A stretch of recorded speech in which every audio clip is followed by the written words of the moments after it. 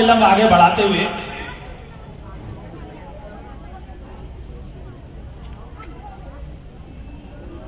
अपने धर्म सभ्यता चिंतन की परंपरा के अनुसार हम किसी भी कार्य को प्रारंभ करने से पहले दीप प्रज्वलित कर ईश्वर को नमन करते हैं। आइए कुछ काम विशेष करते हैं, रोशन हर गांव गली मोहल्ला और देश करते हैं। मां सरस्वती के चरणों में वंदन करते हुए आज के सब का श्री गणेश करते हैं।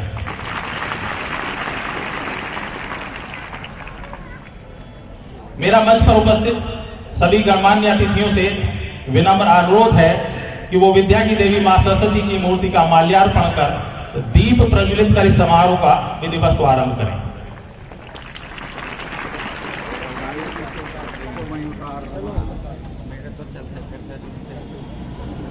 सरस्वती महाभागे विद्या कमलालोचने विद्या रूपे विशालक्ष्मी विद्याम देहि नमस्ते। तो हम मां शारदे के चरणों में नमन करते हुए दीप प्रज्वलित कर रहे हैं।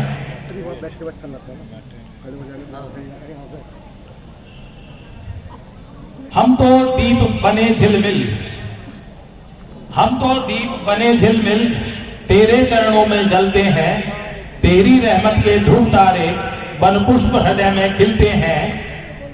सुख की खुशबू सृष्टि में है, क्या अंधकार हम भूल गए। यह दिव्य ओज यह दिव्य दिवा सब तेरी कृपा से फलते हैं।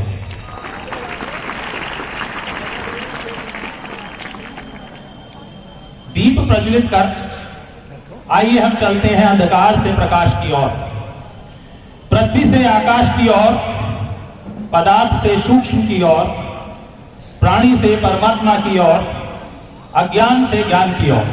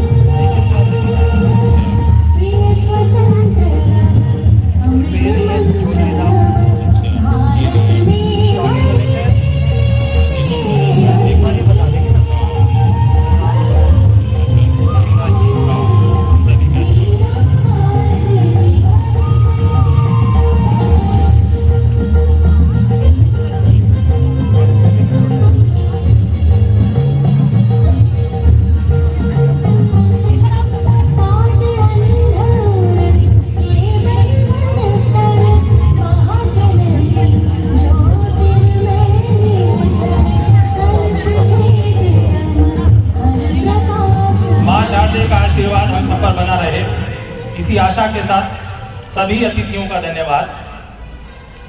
मेरा सभी अतिथि गणों से विनम्र निवेदन है कि वो मंच पर अपना स्थान ग्रहण करने की कृपा करें।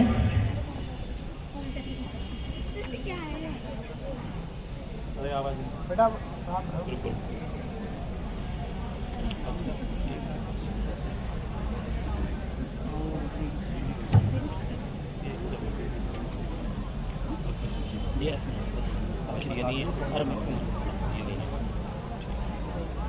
ठीक दो नहीं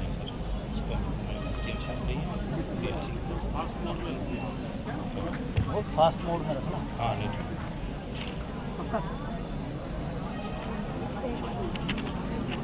अब मैं सरस्वती वंदना के लिए मंच पर आमंत्रित कर रहा हूं विद्यालय की छात्राओं को, वो आए और सरस्वती वंदना प्रस्तुत करें।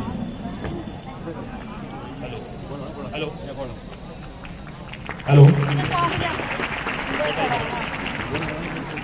ये भी ले लो और ये भी आगे पीछे खड़े हो बेटे उनकी तरफ से कवर नहीं होनी है ऐसे थैंक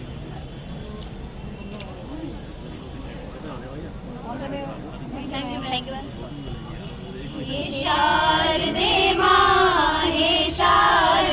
मां अज्ञानता से हमें तार दे मां। हे शारदे मां अज्ञानता से हमें तार दे मां।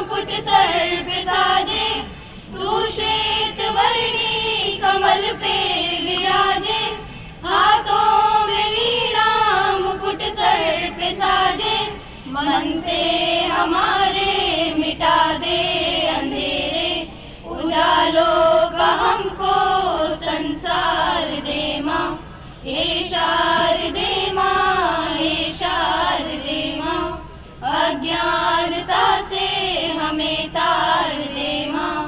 मुनियों ने समझी है, गुणियों ने जानी, वेदों की भाषा पुराणों की वाणी, मुनियों ने समझी है, गुणियों ने जानी, वेदों की भाषा पुराणों की वाणी, हम है ही तो समझे, हम भी तो जाने, विद्या का हमको वरदान दे माँ, हे शारदे माँ, हे शारदे माँ, अज्ञानता से हमें तार दे माँ, हे शारदे माँ, हे शारदे माँ, हे शारदे माँ, हे शारदे माँ, हे शारदे माँ, हे शारदे माँ।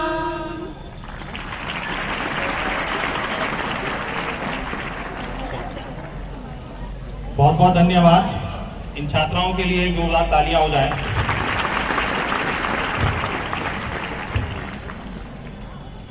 यूं तो आसमां में नजर आते हैं सितारे, यूं तो आसमां में नजर आते हैं सितारे, सब अतिथियों के आने से हमारे न्यारे, सभी यहाँ पर पधारे तो हमें लगा ऐसा जैसे सुदामा के घर पर श्री कृष्ण पधारे।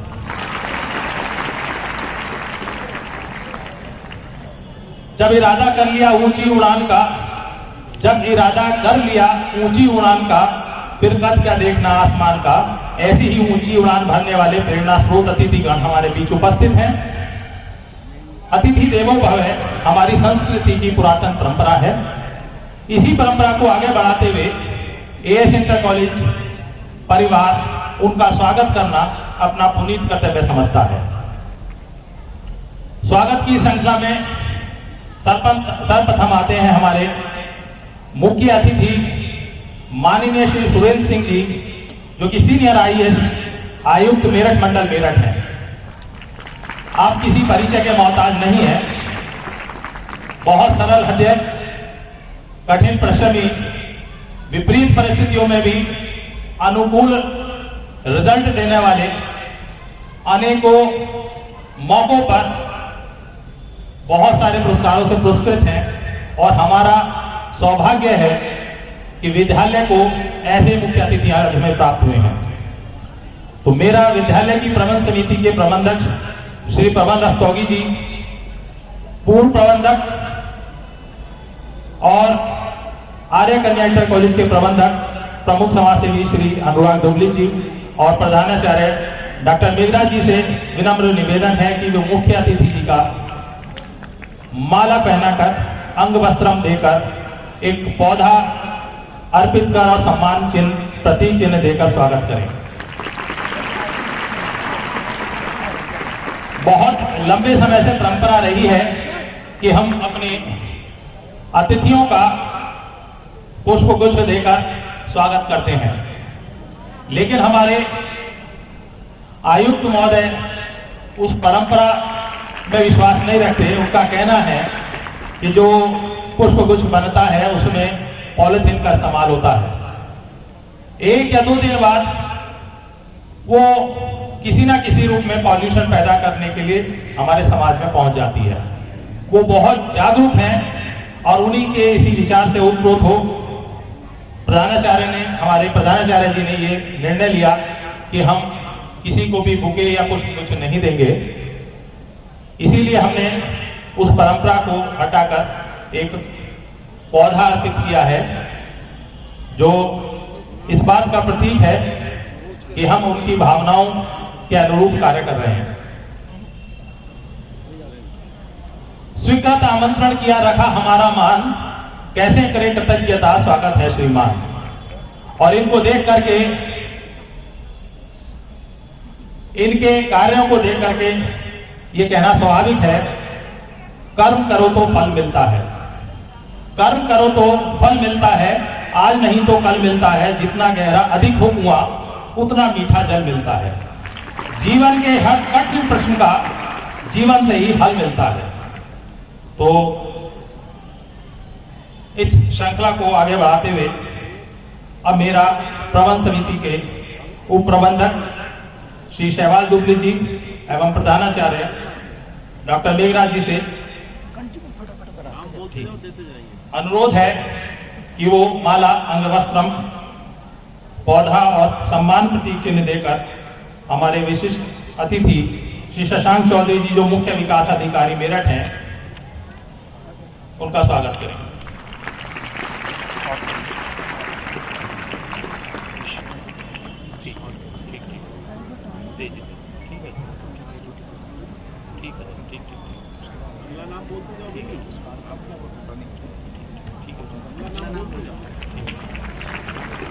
इसी श्रृंखला में मैं अब आमंत्रित कर रहा हूं हमारे प्रबंध समिति के सदस्य श्री नितिन रस्तोगी जी और प्रधानाचार्य महोदय से कि वो हमारे श्री राजेश कुमार जी IFS जिला वन संरक्षण अधिकारी जी का स्वागत करें।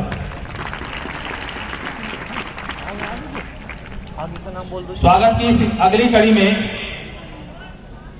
मैं आमंत्रित कर रहा हूं श्री सुनील कुमार गुप्ता जी एडवोकेट और विद्यालय के प्रधानाचार्य जी से कि वो श्री ओंकार शुक्ल जी जो संयुक्त शिक्षा निदेशक माध्यमिक मेरठ मंडल मेरठ हैं उनको माला पौधा देकर उनका सम्मान करें।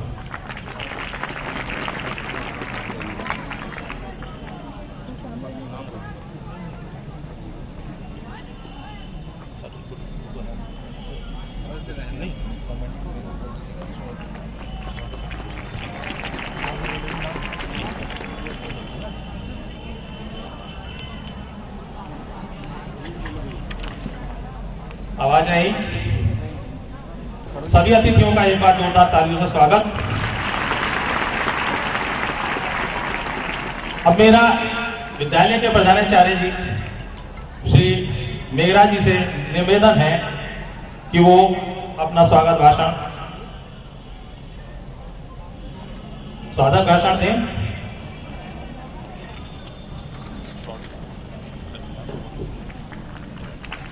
आज के इस कार्यक्रम के मुख्य अतिथि हमारे परम आदरणीय आयुक्त मेरठ मंडल मेरठ श्री सुरेंद्र सिंह जी,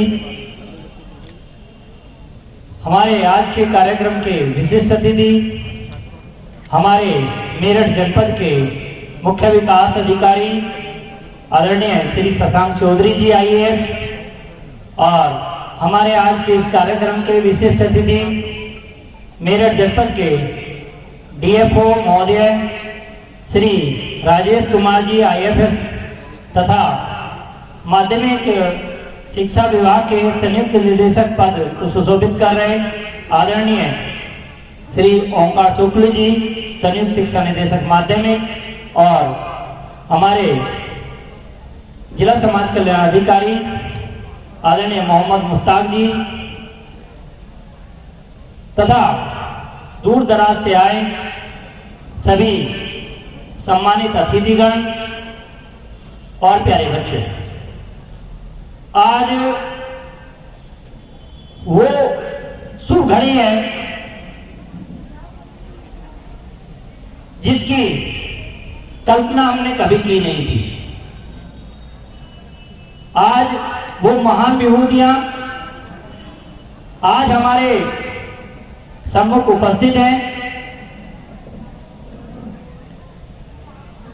जिनका मैं हृदय की गहराइयों से बहुत बहुत अभिनंदन करता हूं।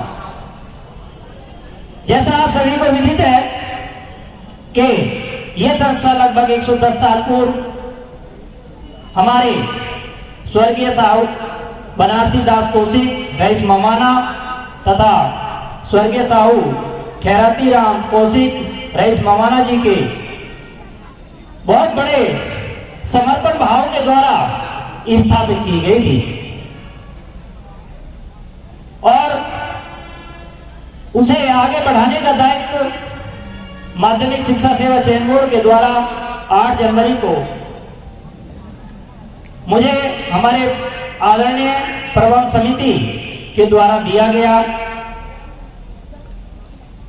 हम बहुत धनी व्यक्ति हैं कि उन लोगों ने इतना बड़ा इंफ्रास्ट्रक्चर हमें दिया है।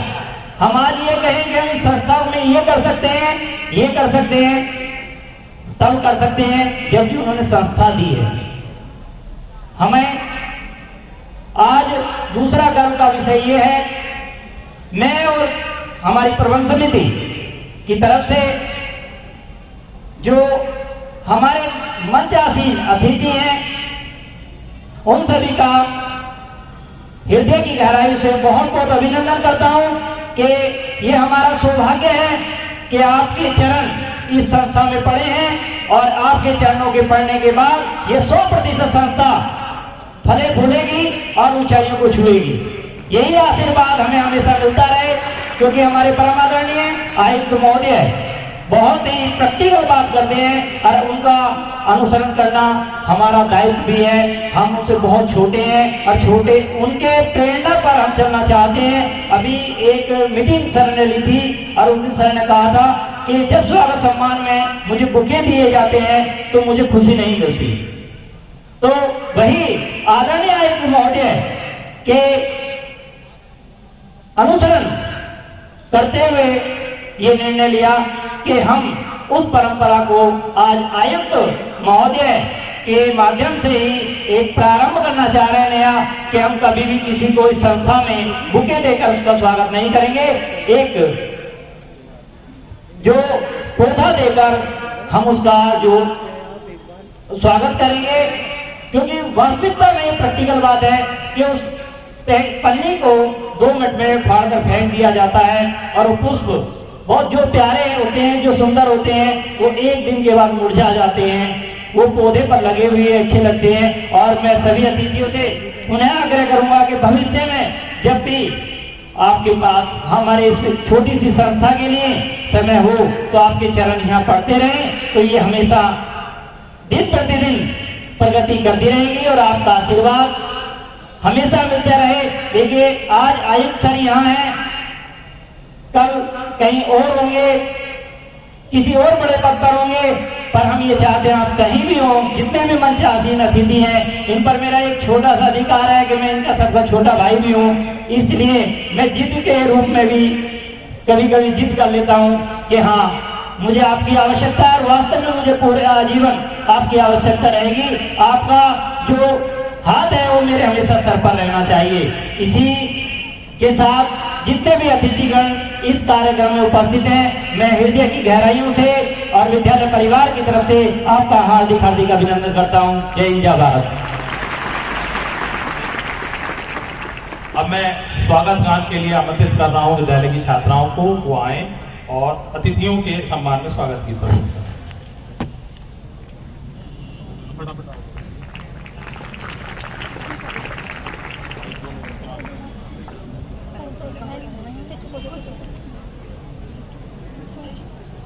आपके आगमन से हुए धन्य हम, आपके आगमन से हुए धन्य हम।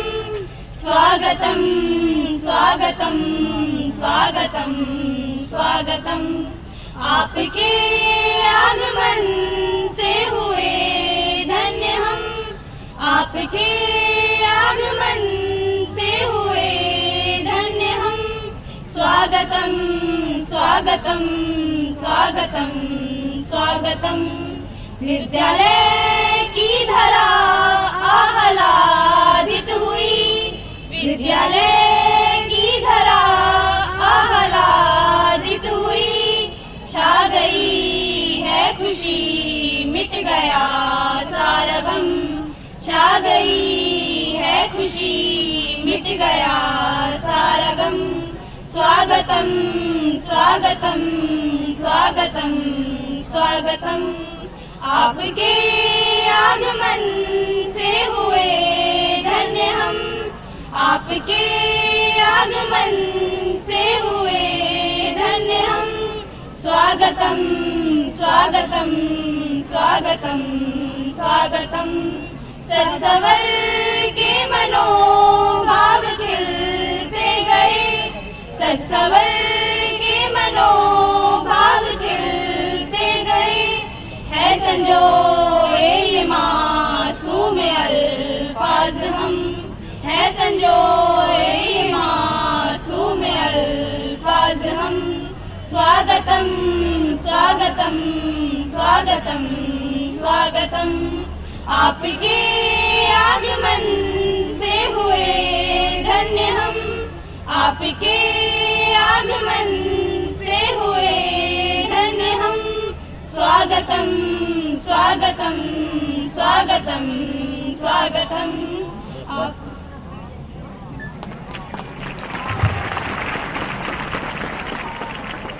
छात्राओं का बहुत बहुत अभिनंदन। अब इस प्रोग्राम को आगे बढ़ाते हुए, जिसके लिए हम मुख्यतः यहाँ इकट्ठे हुए हैं, हम अपने अतिथियों के कुछ सारगर्भित विचार जो हमें मार्गदर्शन दें, उनको हम सुनना चाहते हैं। तो मैं इसमें बुला रहा हूं सर्वप्रथम हमारे बीच हैं जिला समाज कल्याण अधिकारी महोदय। मैं उनसे अनुरोध करूंगा। इसके बाद हमारे साथ हैं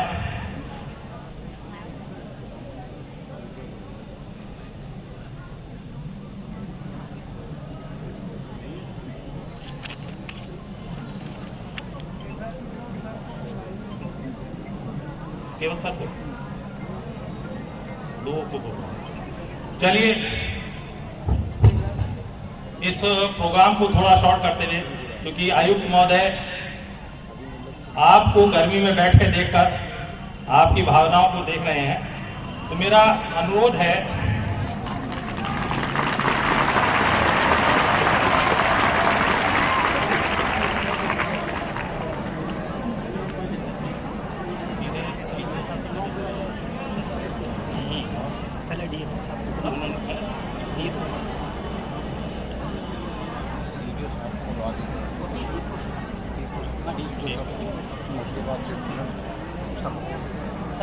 मेरा हमारे बीच में जिला वन संरक्षण अधिकारी महोदय डीएफओ महोदय मौजूद हैं। मेरा उनसे विनम्र अनुरोध है कि वो मंच पर आए और आशीर्वाद वचनों के रूप में हमारे बच्चों को मार्गदर्शन करें।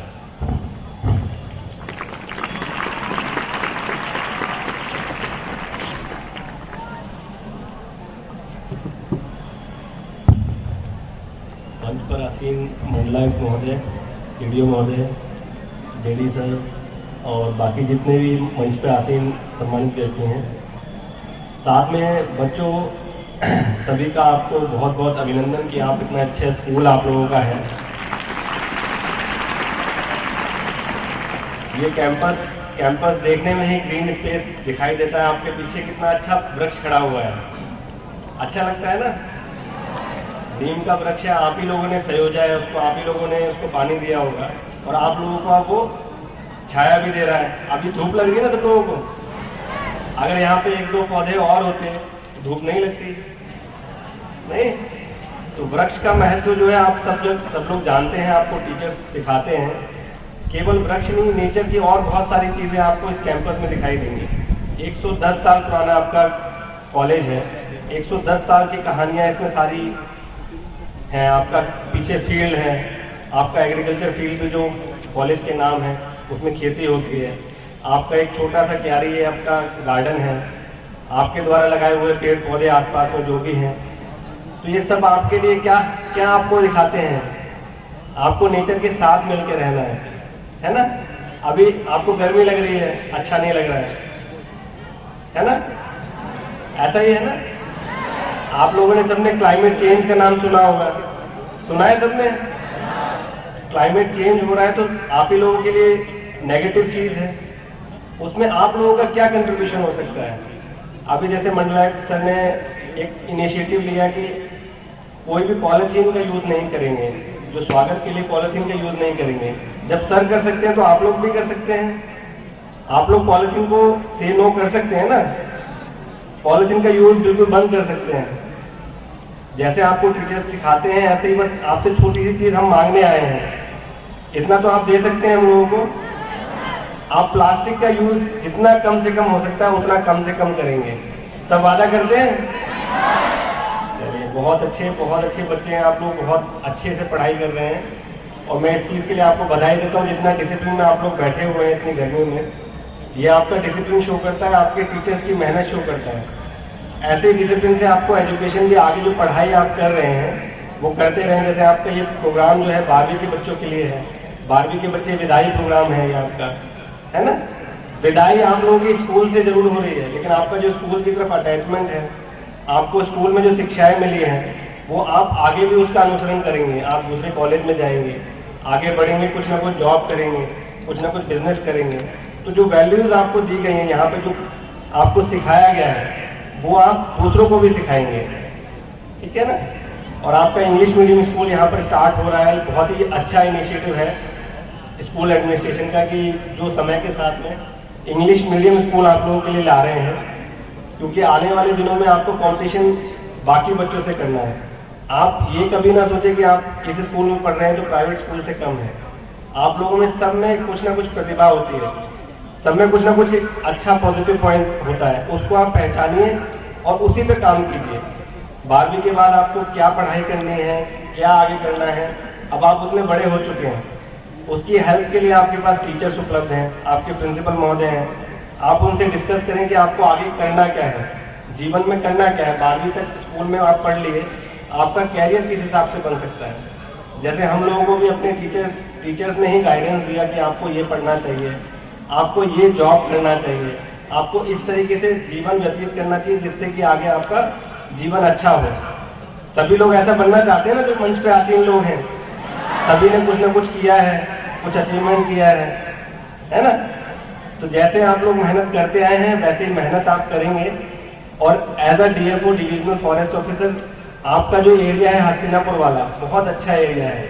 सभी ने जंगल यहाँ का देखा होगा, अच्छा लगता है ना सबको। गंगा नदी सबने देखी है। यहाँ पे सबसे बड़ा जीव कौन सा दिखाई देता है आपको? सबसे अच्छा जो वन्य जीव है आप लोगों ने देखा, डॉल्फिन देखी है यहाँ पे? सब जानते हैं डॉल्फिन के बारे में? चलो बहुत अच्छी बात है, आप लोगों को इसका मतलब ज्ञान है यहाँ का। लेकिन आप लोग जो आपका यहाँ का जंगल है उसको बचाने के लिए हम लोग क्या कर सकते हैं? आपका सबका जन्मदिन आता है ना एक एक दिन, कैसे मनाते हैं उसको? कैसे मनाते हैं? दोस्तों के साथ पार्टी करते हैं? नहीं, घर वालों के साथ आप अच्छा खाना पाना खाते हैं। तो आप लोग एक काम कर सकते हैं ना, अपने नाम से एक पौधा आप लगा सकते हैं। देखिए नीम का पौधा किसी ने लगाया, कितना अच्छा है। आप लोग धूप में खड़े हुए हैं, वो देखिए छाया में खड़े हुए हैं, देखिए सबको, उनको गर्मी नहीं लग रही है, नहीं लग रही है ना। तो ये किसी ने पौधा लगाया होगा, किसी ने सींचा होगा उसको, और कितना अच्छा आपको वो दे रहा है चीजें। आप अपने नाम पे एक पौधा लगाएंगे अपने घर के आसपास, और पौधा आपको नहीं मिल रहा है तो पौधा आप नर्सरी से ले सकते हैं, ठीक है। आप स्कूल का आईडी कार्ड लेके जाएंगे और आपको एक पौधा यहाँ पे नर्सरी से आपको मिल जाएगा, ठीक है, फ्री में पौधा मिल जाएगा, ठीक है। तो ये आप लोग लेकिन आप लोग स्कूल का आईडी कार्ड लेके जाएंगे और एक पौधा लेके आएंगे वहां से, और वो अपने जन्मदिन पे आप लगाएंगे, और उसको जितना बड़ा आप करेंगे अच्छे से, वो आप ही के नाम से पौधा जाना जाएगा। इतना काम कर सकते हैं ना। अब आप बोलेंगे मैं तो मांग रहा हूँ, आपको दिया क्या है ना। आपको जो मांग रहे हैं उसके लिए हम दे भी रहे हैं ना, आपको पौधा दे रहे हैं। पौधा बहुत अच्छी चीज होती है। आप अगर कोई भी चीज नेचर में लगा रहे हैं, आपको ऑक्सीजन कहाँ से मिल रही है? पौधों से मिल रही है ना। आप मेरठ जाते होंगे, मेरठ में जो सांस लेते हैं आप, वो थोड़ी धूल रहती होगी, पॉल्यूशन रहता होगा। आपका मवाना का एरिया है, उसमें आपको बहुत अच्छी ऑक्सीजन मिल रही है। क्यों मिल रही है? क्योंकि आपके पेड़ पौधे बहुत हैं यहाँ, है कि नहीं? ये चीज है ना।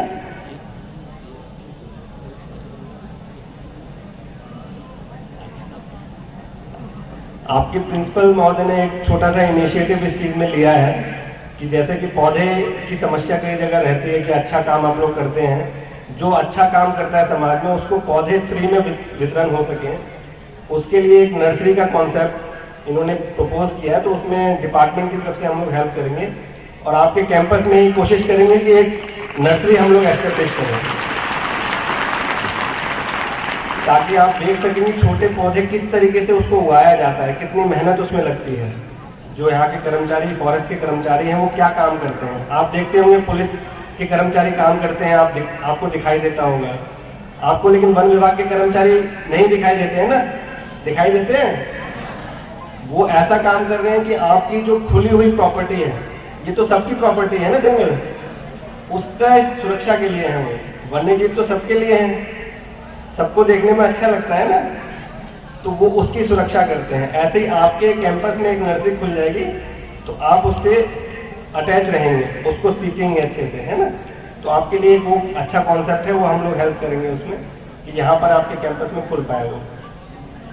तो ज़्यादा आपको बोल नहीं करेंगे बच्चों, बहुत बहुत आपको बधाई हो। आप जितना भी जो भी बच्चे 12वीं पास कर रहे हैं उनको बहुत बहुत बधाई हो। अच्छे से आप अपना एग्जामिनेशन दें और आगे जो कैरियर आपको चुनना है वो सोच समझ के आप चुनें।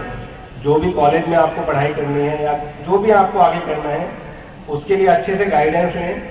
आपके अच्छे टीचर्स हैं यहाँ पे, बहुत अच्छे आपको टीचर्स मिले हुए हैं, उनसे आप गाइडेंस पूरी तरीके से लें। और अपना जो कैरियर है, जैसा आपके पेरेंट्स चाहते हैं आपको यहाँ भेजते टाइम, पेरेंट्स चाहते हैं ना अच्छे से पढ़ाई करें, कुछ बने, तो आप क्या बनना चाहते हैं उनसे गाइडेंस लेके उसी चीज़ में पढ़ाई करें, ये मेरी आशा है। और सभी को आपको बहुत बहुत धन्यवाद और बहुत बहुत शुभकामनाएं आप लोगों को। Thank you.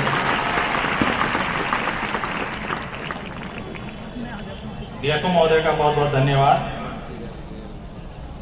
सर का बहुत बहुत अभिनंदन।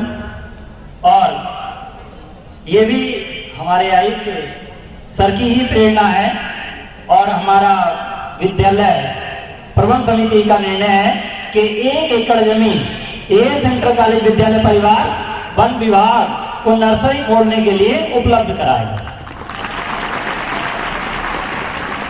अब मैं इस कड़ी को आगे बढ़ाते हुए हमारे आदरणीय श्री शशांक चौधरी जी, जो 2017 बैच के आईएएस अधिकारी हैं और आपका बहुत ही सरल स्वभाव है, हमेशा चेहरे पर मुस्कुराहट रहती है और आपको इस विद्यालय में पाकर हम वास्तव में व्यक्तित्व के धनी हैं कि आपके चरण इस संस्था में पड़े।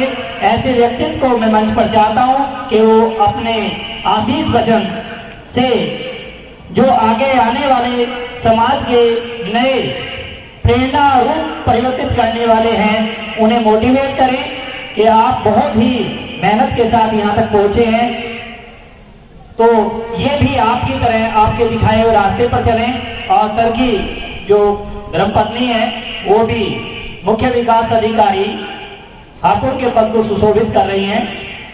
तो मैं आदरणीय शशांक चौधरी जी आईएएस मुख्य विकास अधिकारी जी से विनम्र आग्रह करूंगा कि वो मंच पर आए। सर का जोरदार तालियों के साथ स्वागत और अभिनंदन।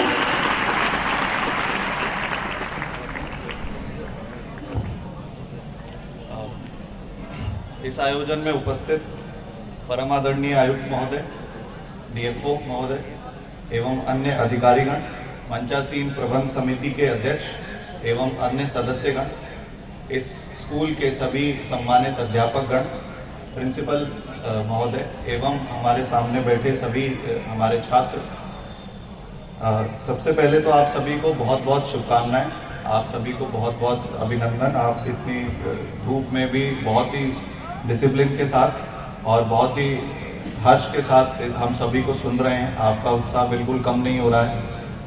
ये आपके जो स्कूल के एनवायरनमेंट है, आपके स्कूल का जो एक पूरा पर्सनैलिटी डेवलपमेंट है जो आपको दिया जा रहा है यहाँ पे, या आपके यहाँ पे जो भी पढ़ाई का कार्य हो रहा है, एक्स्ट्रा करिकुलर एक्टिविटीज़ का कार्य हो रहा है, उसका एक बहुत अच्छा उदाहरण है कि आप लोग पूरे हर्ष के साथ और पूरी डिसिप्लिन के साथ यहाँ पे बैठ करके हम लोगों को सुन रहे हैं। आप लोगों का बहुत बहुत धन्यवाद। आज इस आयोजन में आकर के मुझे बहुत अच्छा लग रहा है और पुरानी यादें मेरी ताज़ा हो गई हैं। जब हम लोग अपने स्कूल से आखिरी दिन वहाँ से पास आउट हो रहे थे, 12th हम लोग क्लियर करके निकल रहे थे, तब हमारे बहुत सारे सपने थे, बहुत सारे महत्वाकांक्षाएं थी आप सभी के चेहरों पर। और यहाँ पे जो आज जिन बच्चों का फेयरवेल है उनको भी मेरी तरफ से बहुत बहुत शुभकामनाएं। उनके भी बहुत सारी सपने होंगे, महत्वाकांक्षाएं होंगी। मुझे बस आप लोगों से इतना ज़्यादा समय आपका मैं नहीं लूँगा, केवल एक छोटी सी बात कहनी है कि अब समय है कि आपके पास जो अपॉर्चुनिटीज़ हैं, जो आपके पास जो बहुत सारे जॉब्स और सर्विसेज, इतनी अपॉर्चुनिटीज़ हैं आपके पास, आपके लिए पूरा विश्व, भारत देश ही नहीं पूरा विश्व आपके लिए बाहें खोलकर खड़ा हुआ है। बस आपको जो ज़रूरत है वो मेहनत करने की है। आज के समय में, इंटरनेट के समय में, और आज के जो इतना इंटरकनेक्टेड जो विश्व है, उसमें कहीं भी आप किसी भी मुकाम तक पहुंच सकते हैं। जब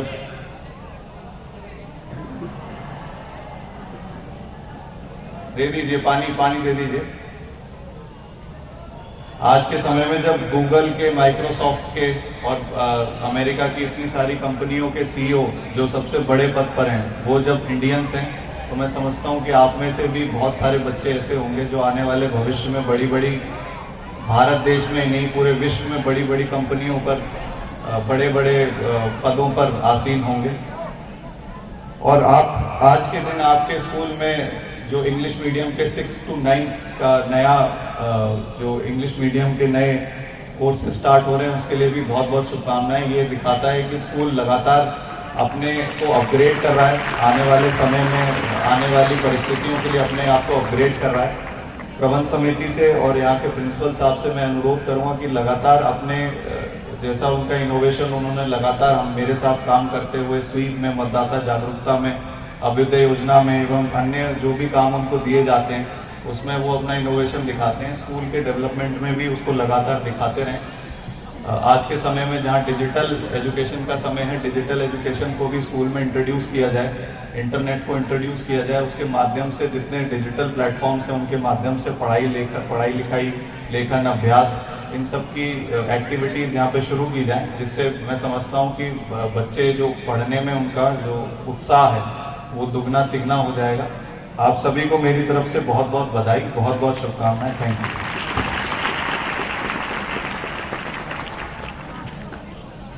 धन्यवाद सर। अब मैं हमारे बीच में कुछ नवनियुक्त प्रधानाचार्य मौजूद हैं, जिनमें हैं doctor Manoj Kumar, doctor Shivom Sharma ji, doctor Deepak Bhatia, Shri Kushal Pal Singh ji, doctor Rajeev Kumar Gohil, captain doctor Munazir Hussain Siddiqui ji और एएस डिग्री कॉलेज मवाना के प्रधानाचार्य। मेरा उनसे अनुरोध है कि वो मंच पर आएं और हमारे मुख्य अतिथि जिसे अनुरोध है कि वो उनको सम्मान प्रतीक प्रदान करें। थोड़े समय का ध्यान रखते हुए मेरा प्रधानाचार्य महोदयों से अनुरोध है कि वो तेजी से मंच की ओर आए। Doctor Manoj Kumar ji, doctor Shivom Sharma ji, doctor Deepak Bhatia जी, श्री कुशल पाल जी, डॉक्टर राजीव कुमार गोहिल जी, कैप्टन डॉक्टर मुनाजिर हुसैन सिद्दीकी जी। इसके अतिरिक्त जो नवनियुक्त प्रधानाचार्य यदि बाद में आ चुके हैं तो वो भी मंच पर आने की कृपा करें।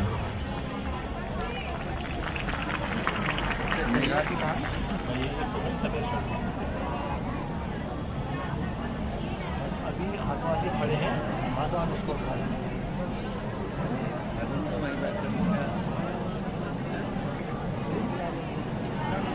संजय जी मैंने कहा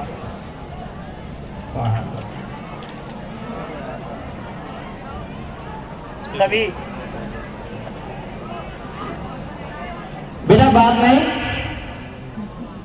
बहुत अच्छा अनुशासन का परिचय आप दे रहे हैं, यही रेगुलर बना रहना चाहिए। मैं आपके पानी की व्यवस्था करा रहा हूँ, ठीक है, बस आवाज नहीं निकलनी चाहिए।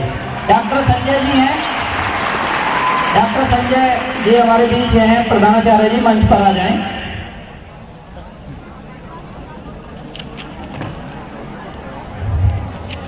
आवाज नहीं। देखिए, आपके अनुशासन का सारे ही लोग प्रशंसा कर रहे हैं, तो ऐसा कोई भी परिचय ना दें कि उनको ये लगे कि हम गलत प्रशंसा कर गए।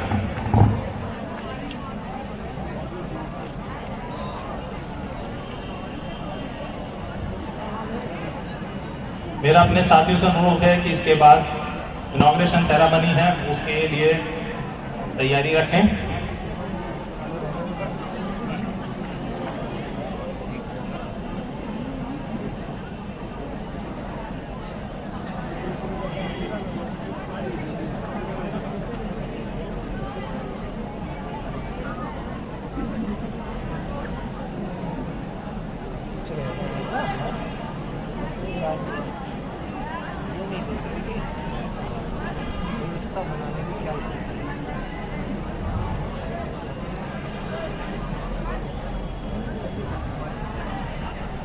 अब हम इस कार्यक्रम के उस पड़ाव पर पहुंचे जिसके हम सभी से इंतजार कर रहे हैं। हमारे लिए हर्ष का विषय है कि अगले सत्र में हम अपने विद्यालय में छात्र छात्राओं के स्कूल यूनिफॉर्म में कुछ परिवर्तन, आंशिक परिवर्तन करने जा रहे हैं।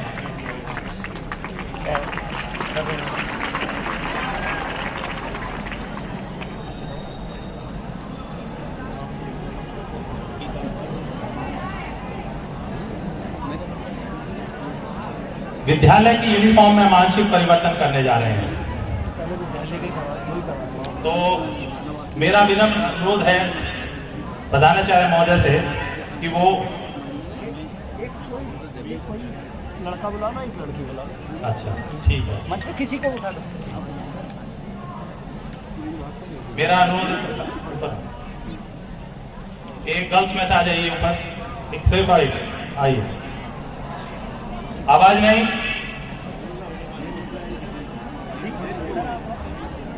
मेरा मुख्य अतिथि महोदय से अनुरोध है कि वो इस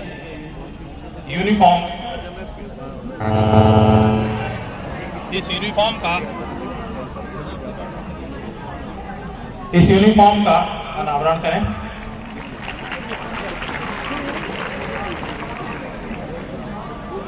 केवल तालियां।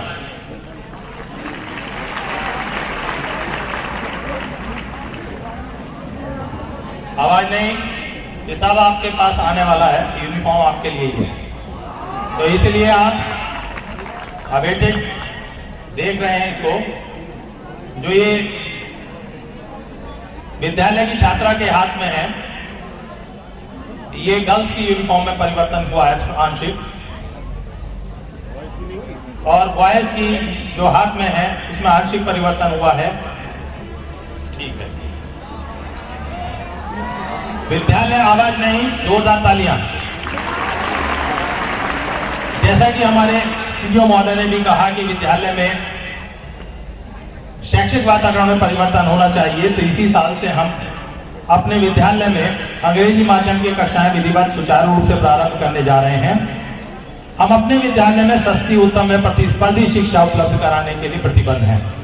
तो मेरा मुख्य अतिथि महोदय से अनुरोध है और कि वो उन कक्षाओं को प्रारंभ करने के लिए इनॉग्रेशन सेरेमनी जो हमने रखी है उसको संपन्न करा दें। आवाज नहीं। अगले सत्र से हम विद्यालय में अंग्रेजी माध्यम की कक्षाएं भी शुरू करने जा रहे हैं, जो बहुत ही सुचारू रूप से,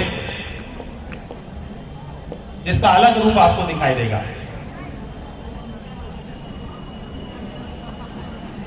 कई जीत बाकी हैं, कई हार बाकी हैं, अभी तो जिंदगी का सार बाकी है। यहां से चले हैं नई मंजिल के लिए, ये एक पन्ना था, अभी तो किताब बाकी है। सभी अतिथियों का बहुत बहुत धन्यवाद। वो अपना स्थान दें।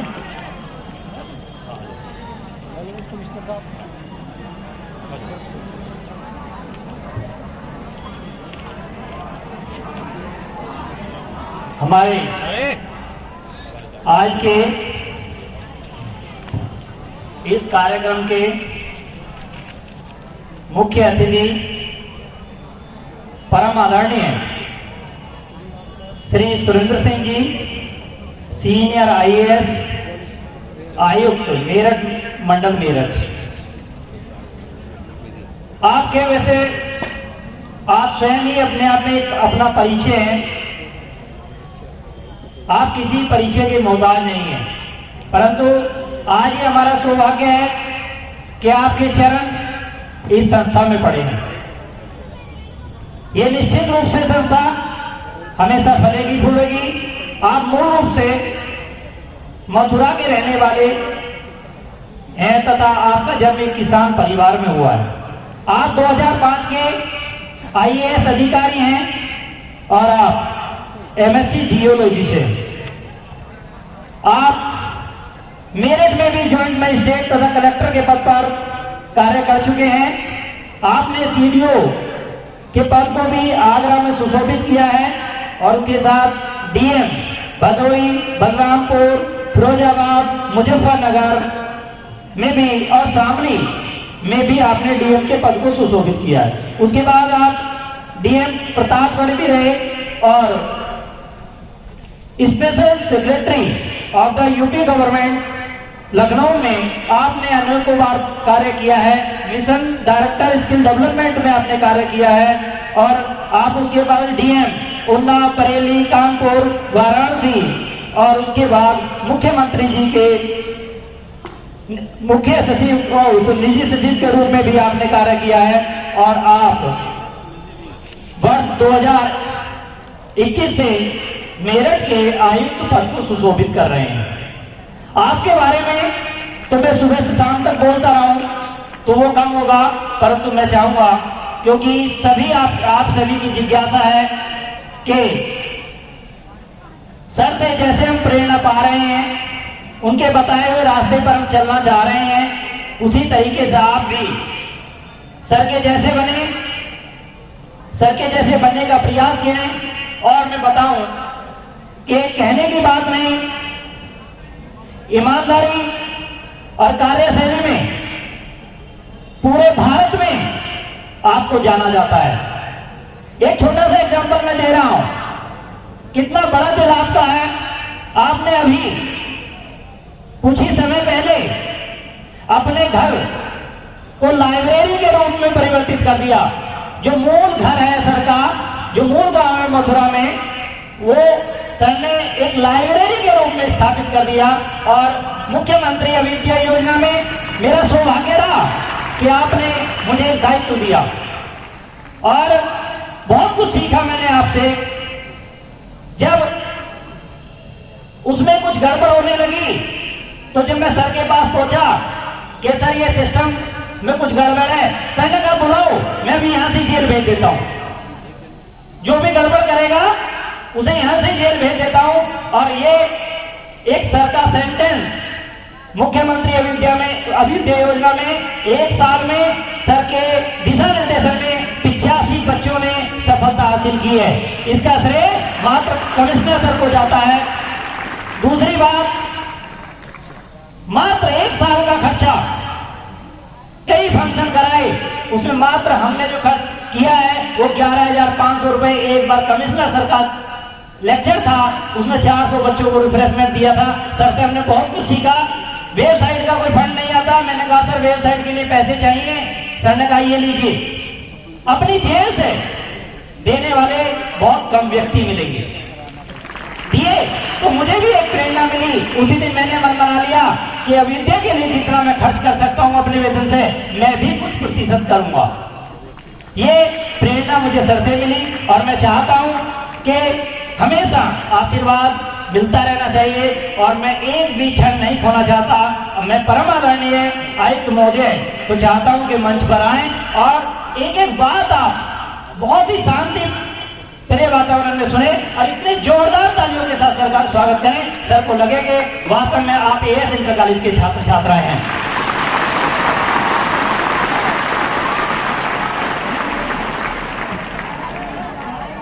अभी भी इतना जोश बाकी है।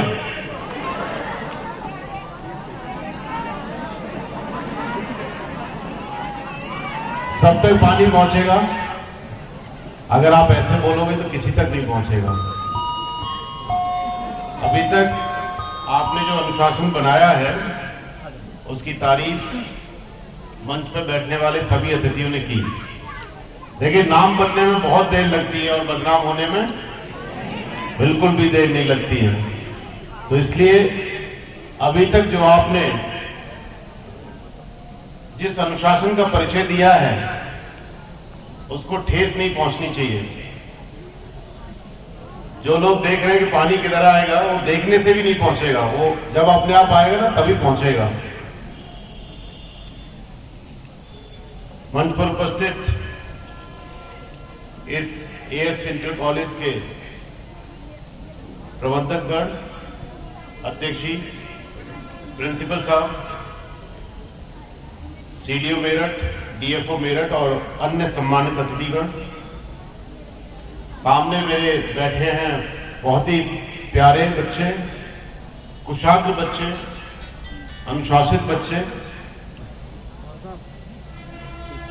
अन्य जो इस कार्यक्रम में उपस्थित है, इस विद्यालय के शिक्षकगण, अन्य अतिथिगण, एनसीसी के हमारे बच्चे जो लगातार अपनी ड्यूटी कर रहे हैं। देखिए, आज के समय में बहुत सारे लोग अनेक तरह की बीमारियों से ग्रसित हैं। उनमें एक बीमारी है विटामिन डी की कमी। और कई देश के लोग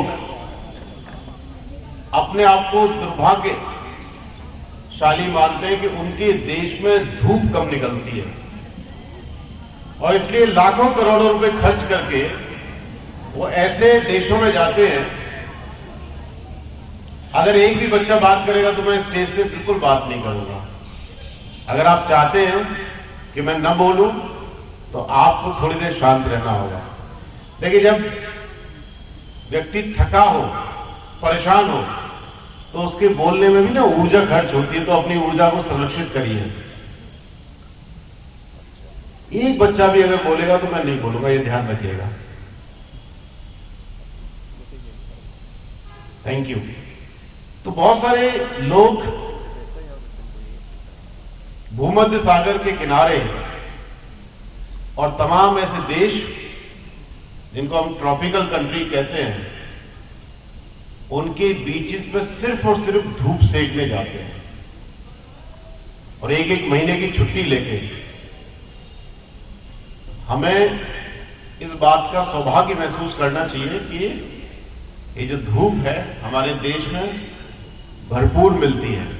एक दो,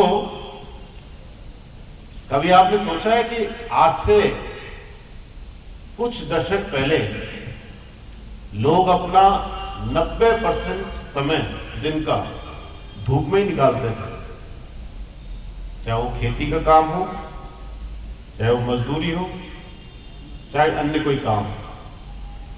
शुरुआती समय में जब विद्यालयों की बिल्डिंग नहीं होती थी तो बच्चे धूप में ही पढ़ते थे। हमने भी 5वीं तक की जो कक्षाएं हैं प्राय पेड़ के नीचे या धूप में ही करी है। और ईश्वर ने जो पसीना दिया है, जिसको आजकल हम बहाने से रोकते हैं, एसी घर में लगवा के या और माध्यमों से, ये जो पसीना है, पर्सपिरेशन, ये शरीर के जितने भी विषैले द्रव्य होते हैं, टॉक्सिक, उनको बाहर निकालता है।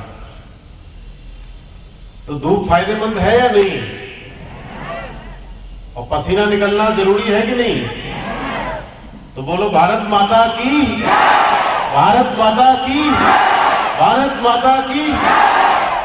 तब आपने समझ लिया कि आपके साथ कोई अत्याचार नहीं हो रहा, बल्कि आप ईश्वर के प्रति कृतज्ञ हैं कि उनको आपको विटामिन डी लेने का इतना बड़ा अवसर आज इस कार्यक्रम के बहाने मिला है।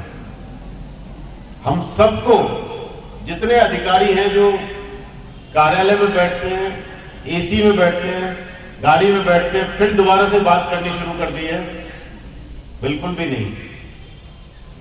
अगर जीवन में आगे बढ़ना है, अनुशासन के साथ एक पल के लिए भी समझौता नहीं करना है।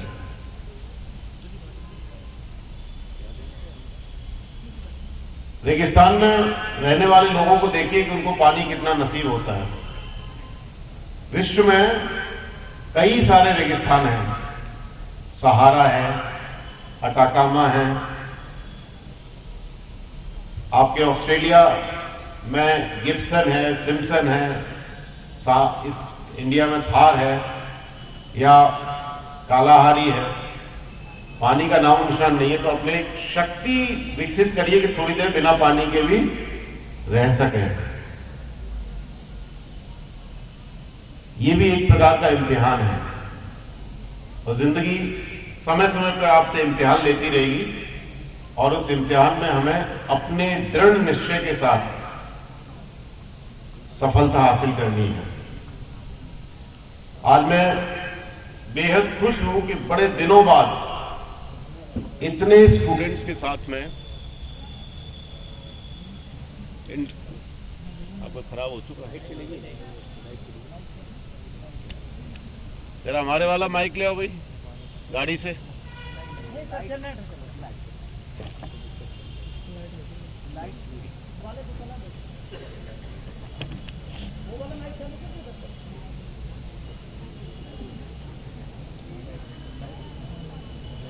अब इतनी देर तक पानी पिला सकते हो इनको।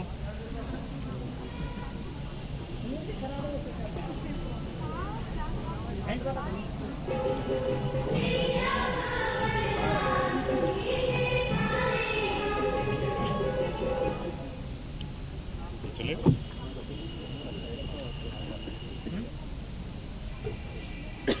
हेलो,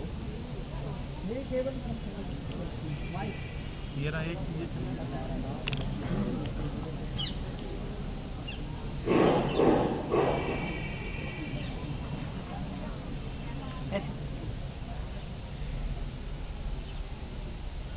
तो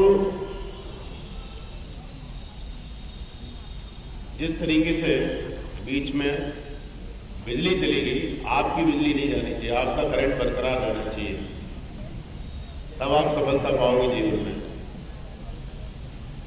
देखिए ये बड़े सौभाग्य की बात है, आज हम इतनी बड़ी संख्या में स्टूडेंट्स को एक साथ देख रहे हैं। कोविड-19 के कारण स्कूल के बच्चों को अपने साथियों से भी मिलना बहुत मुश्किल हो गया था। हमारे लिए तो और भी ज्यादा मुश्किल का काम था। ग्रामीण क्षेत्रों के या यूं कहें कि छोटे शहरों के क्षेत्रों स्कूलों के बच्चों में कई प्रकार की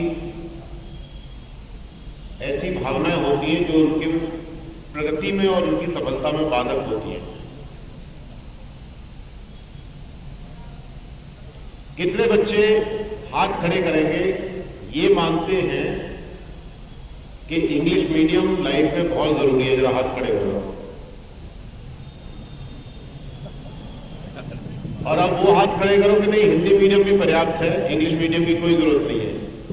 ऐसे लोग हाथ खड़े करो। ठीक है,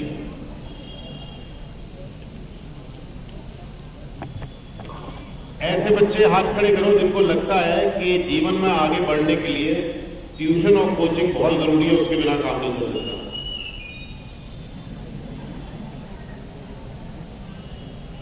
कुछ लोग चाहते थे लेकिन खड़ा नहीं किया। ठीक, कितने स्टूडेंट को ये लगता है कि शहर के बच्चों को गांव के बच्चों से पढ़ाई की ज्यादा सुविधाएं मिलती है? जरा हाथ खड़े करो आपको।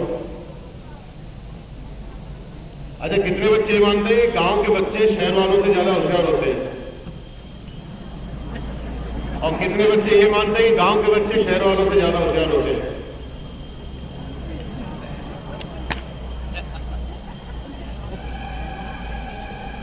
कितने लोग ये मानते हैं कि गरीब घरों के बच्चे अमीर घरों के बच्चे से ज्यादा होशियार होते हैं? इसका मतलब अमीर घरों के बच्चे बिल्कुल ही नालायक होते हैं।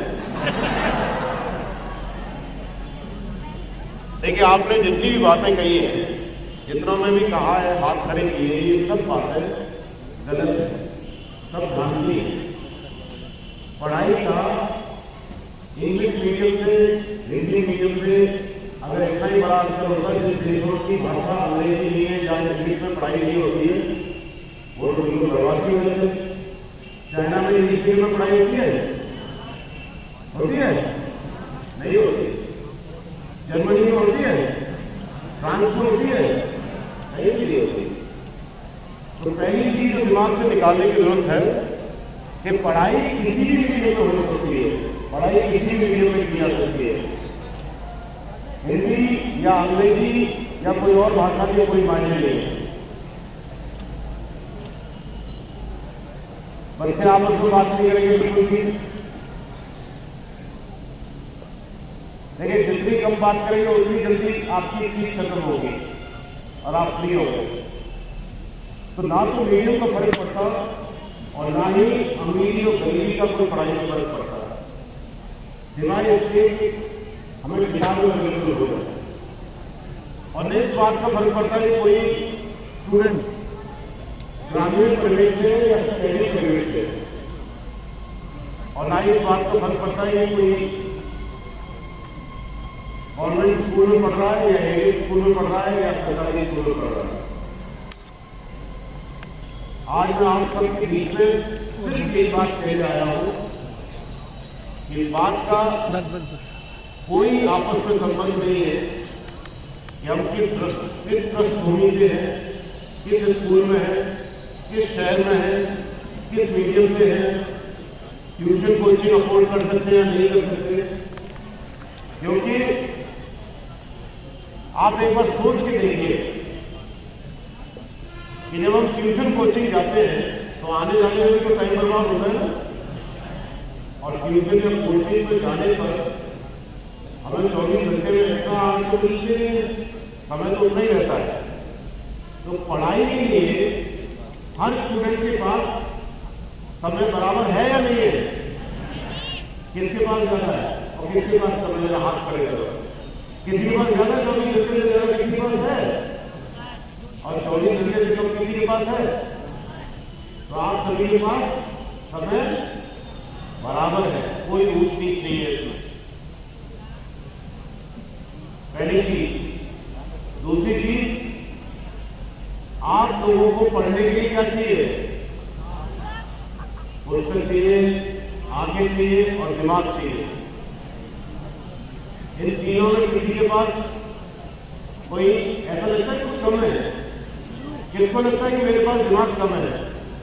कोई हाथ खड़ा करेगा? या किसी को लगता हो मेरे पास दिमाग ज्यादा है? सबके पास सेम है, सबके पास एक जैसा है। फर्क इस बात का पड़ता है कि हम किताबों को कितने अच्छे से पढ़ते हैं, कितने अच्छे से समझते हैं, कितने अपने जीवन में अनुशासित रहते हैं, कितना कष्ट झेलते, कितना त्याग करते हैं और अपने लक्ष्य को भेजने के लिए हम कितनी मेहनत करते हैं।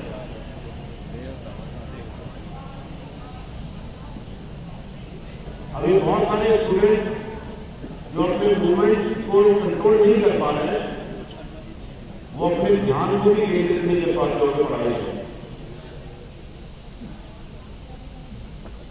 और इसी चीज को आपको अपने अंदर से सुधारना है, सही करना है, और शिक्षकों को भी वही करना है।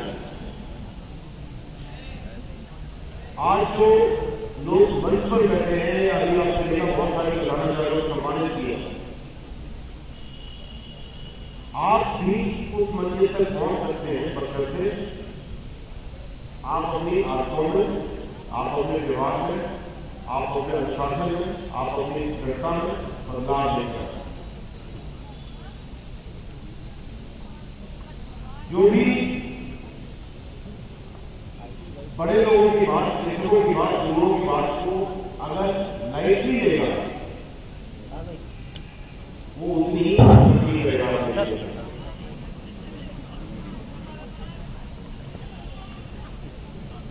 तो मेरा आप सभी से अनुरोध यही है कि इस विद्यालय को, इस विद्यालय के प्रबंधक गणों को और इस विद्यालय के प्रधानाचार्य और इनके शिक्षक गणों को और अपने माँ बाप को अगर आप जीवन में कुछ दे सकते हो वो है आपकी सफलता, जिसमें आप ही का कल्याण होगा, आप ही का फायदा होगा, लेकिन गर्व से सिर्फ इन सभी लोगों का होगा। मैं यहां के स्टाफ से निवेदन करूंगा, यहां के जितने भी शिक्षक गण हैं, कि उन बच्चों को जरूर चिन्हित करें जो बड़ों की बात मानने को बिल्कुल ही तैयार नहीं रहते हैं। ये दुर्भाग्यपूर्ण है। इतनी बार कहने के बाद भी बहुत सारे बच्चे बिना मतलब के अनुशासन तोड़ रहे हैं। आपको क्या लगता है ये जो हम लोग बातें करने आते हैं, ये बात औपचारिकता है? अरे आप लोगों को ऐसा अवसर मिला है कि जो सफल लोग हैं उनसे अपने सवाल पूछ सकते हैं, उनकी आप बातें सुन सकते हैं, उनकी आप कहानी सुन सकते हैं, लेकिन आप उस शुभ अवसर का दुरुपयोग कर रहे हैं। आपको कितने महीनों बाद स्कूल आने का मौका मिला है।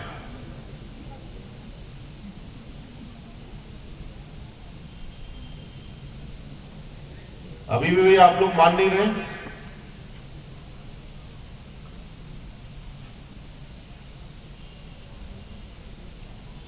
और इस मामले में जो छात्राएं होती हैं, आप देखिए वो कहीं ज्यादा अनुशासित हैं आपसे, शांत बैठी हैं। और यही कारण है कि 10वीं 12वीं के रिजल्ट में सारी टॉपर की लिस्ट में आजकल लड़कियां ही होती हैं, लड़के नहीं होते हैं। तुम लोग लगातार बर्बाद होते जा रहे हो। माँ बाप की बात माननी नहीं, शिक्षक गणों की बात माननी नहीं, कोई अतिथि आए उसकी बात माननी नहीं, और आप इसी प्रकार से पीछे होते जाओगे। जब भी हम अखबार का रिजल्ट, अखबार में न्यूज देखते हैं, 10वीं का रिजल्ट आया, 12वीं का रिजल्ट आया, मेडिकल का रिजल्ट आया, इंजीनियरिंग का रिजल्ट आया, आईएएस का रिजल्ट आया, जितने भी एग्जाम हैं हिंदुस्तान में उसमें 95% परीक्षाओं में आजकल लड़कियां लड़कों से कहीं ज्यादा आगे हैं। और ये तब है जब ये घर का काम भी करती हैं, आप लोग वो भी काम नहीं करते हैं। आपको घर पर जब पानी भी चाहिए ना तो अपनी बहन से मांगते हो, अपनी माँ से मांगते हो, अपनी भाभी से मांगते हो। कहां ले जा रहे हो अपने भविष्य को आप? और यही नहीं, आप घर में किसी भी घर में देखिए, मोबाइल पर लड़के अगर 5 घंटे व्यतीत कर रहे हैं तो लड़कियां मुश्किल से आधा घंटा व्यतीत करती हैं। पबजी खेलने वालों में 99% आप ही लोग हैं, फुल टाइम। माँ भी घर का काम बच्चियों को सिखाती है, लड़कों को नाकारा बनाती हैं, इन्हें कुछ नहीं आना चाहिए। इसलिए भविष्य आपका संकट में है। अपने भविष्य को संभालने के लिए आपको लड़कियों जैसा बनना होगा।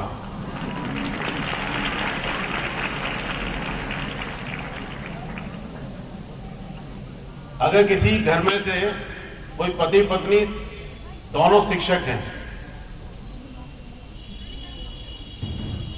तो आपने देखा होगा दोनों लोग स्कूल में बराबर मेहनत करके आएंगे, लेकिन आने के बाद जो शिक्षक है यानी कि पुरुष शिक्षक है वो एकदम थका हारा आके लेट जाएंगे, कोई थक गया मैं। और जो महिला शिक्षक है वो जाके क्या करती है, जाते ही घर का पूरा काम संभालती हैं, खाना बनाती हैं, झाड़ू पोंछे से लेके सारी चीजें। और सुबह भी उठ के बच्चों को तैयार करके उनका लंच पैकेट बना के स्कूल भेज के फिर अपने स्कूल जाती हैं। तो आत्मावलोकन की जरूरत है।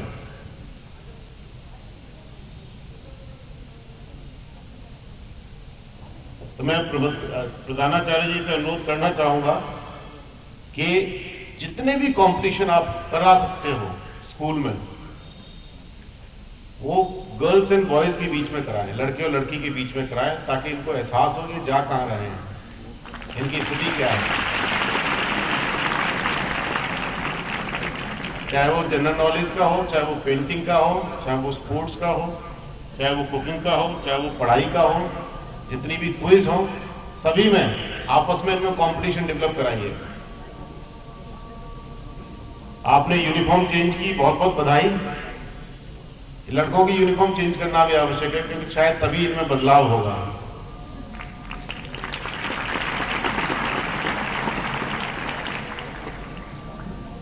देखिए, सब में बहुत प्रतिभा है। मैंने कहा था आपको, लड़के और लड़की की बात मैंने सिर्फ आपको ये एहसास कराने के लिए दी कि जिस तरीके से प्रतियोगिता के दौर में लड़कियां बहुत आगे निकलती जा रही हैं, ये सिद्ध करता है कि वो घर की विपरीत परिस्थितियों के बावजूद भी आपसे ज्यादा अच्छा पढ़ रही हैं।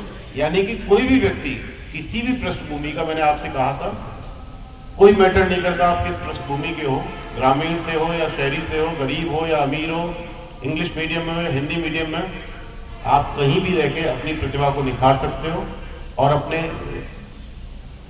लक्ष्य को हासिल कर सकते हो। लेकिन इस लक्ष्य में सबसे ज्यादा जो अचीव करने में जो सहायक चीज होती है वो होता है आपसी प्रतियोगिता। चाहे वो क्लास के अंदर हो, चाहे वो इंटर क्लास हो, चाहे वो इंटर स्कूल हो या इंटर डिस्ट्रिक्ट हो। जब तक हम बच्चों को प्रतियोगिता के लिए तैयार नहीं करेंगे, उन्हें मजबूत नहीं करेंगे, वो परीक्षाओं से घबराते रहेंगे, दूर भागते रहेंगे। कंटिन्यूअस असेसमेंट बहुत जरूरी है, कंटिन्यूअस असेसमेंट। और इसके लिए हमारी जो शिक्षा व्यवस्था है उसमें बहुत गिरावट आई है असेसमेंट के मामले में। असेसमेंट इजी हो गया है, असेसमेंट बहुत बड़े बड़े इंटरवल के बाद होता है। और यही कारण है कि हमारे जो जीआईसी, जो जनपद के सबसे अच्छे स्कूल होते थे, वो आज बिल्कुल बॉटम में चले गए।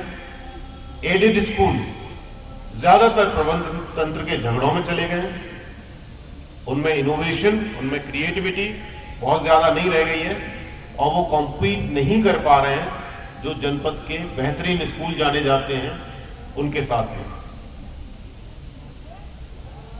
एंग्लो संस्कृत इंटर कॉलेज में 2500 बच्चे हैं, 2400 बच्चे हैं, जिनका भविष्य शिक्षकों पर ही नहीं, आपस में एक दूसरे पर भी निर्भर करता है। तो खूब सारे इनके अंदर कंपटीशन कराइए, मोटिवेट करिए उन लोगों को जो मेहनत कर रहे हैं, जो अच्छा प्रदर्शन कर रहे हैं लगातार। जब आप उनको लगातार मोटिवेट करेंगे, पुरस्कृत करेंगे, प्रशस्ति पत्र देंगे, तो बाकी लोगों को भी एहसास होगा कि मैं लगातार पीछे जाता जा रहा हूं और ये लगातार आगे जाते जा रहे हैं। हर बच्चे को अपना एक लक्ष्य दीजिए, इनको क्रिएटिव बनाने के लिए, इनको इनोवेटिव बनाने के लिए इनके टारगेट दीजिए। जितनी भी बेस्ट प्रैक्टिसेस बाकी स्कूलों में जो अच्छा रिजल्ट देते हैं, मुझे पूरी उम्मीद है जिस तरह के प्रधानाचार्य आपको मिले हैं वो इस स्कूल में सारी चीजें लागू करेंगे, जिससे आपका नाम रोशन होगा, इस स्कूल का नाम रोशन होगा और शिक्षकों का नाम रोशन होगा। ऐसे उद्दंड बच्चों के खिलाफ भी सख्त कार्रवाई होनी चाहिए जो खुद भी नहीं पढ़ते हैं और दूसरों को भी नहीं पढ़ने देते हैं। लेकिन उस कार्रवाई का सबसे पहला कंपोनेंट होना चाहिए करेक्टिव एक्शन, उनकी काउंसलिंग, कंटिन्यूअस काउंसलिंग, उनके अंदर उन भावनाओं को जागृत करना जिससे वो एक अच्छे छात्र छात्रा बन सकें।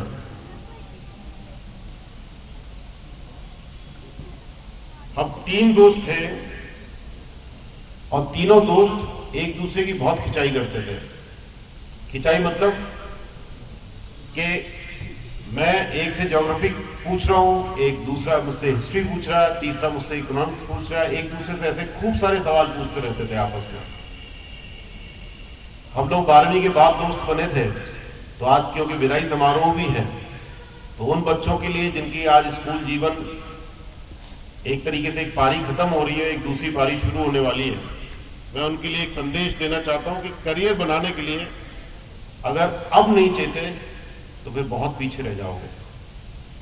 फिर सिर्फ कोसोगे कि बेरोजगारी है, जबकि रोजगार की अपार संभावना है, वो सब आपके हाथ में है।